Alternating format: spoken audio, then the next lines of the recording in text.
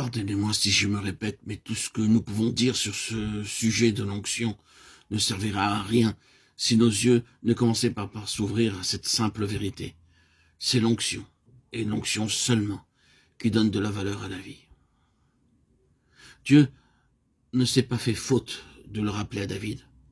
Vers la fin de sa carrière, le grand roi a vu le succès et la prospérité couronner ses efforts. Il se trouve au large de toute façon. Par ses moyens, de grandes choses se sont accomplies en Israël. C'est vraiment merveilleux de voir tout ce que Dieu a fait pour lui.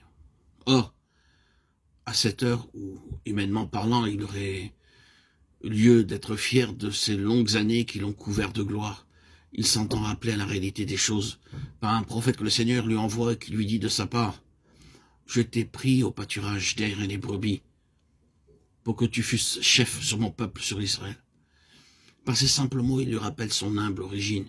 Il lui fait remarquer que s'il est maintenant au fait des honneurs et de la gloire, c'est parce qu'un jour, alors que personne ne se souciait de lui, Dieu est allé le chercher dans son abaissement et l'a retiré lui-même de son obscurité. C'est un fait, et Dieu veille à ce que David ne le perde pas de vue. Tout ce qui lui est arrivé, tout ce qui a contribué à faire de lui le plus grand roi qui se soit jamais assis ou qui s'assiera jamais sur le trône d'Israël, à l'exception du Seigneur Jésus, c'est à l'onction que David le doit, et non pas à ce qu'il pouvait être en lui-même. C'est l'onction seule qui donne de la valeur à la vie.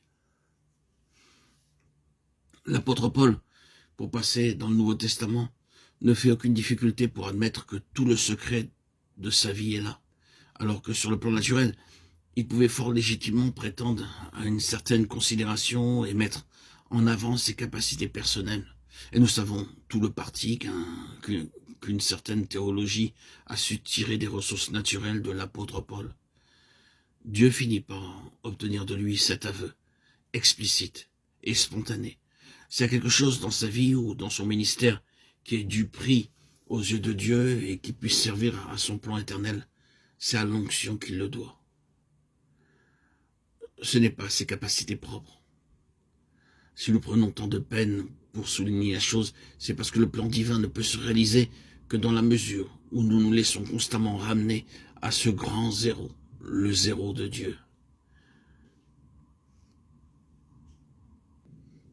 Dieu avait en vue David et il l'a choisi. Parmi tous les enfants qu'avait Ishaï, lui seul, David, qui était en retrait, a été choisi par Dieu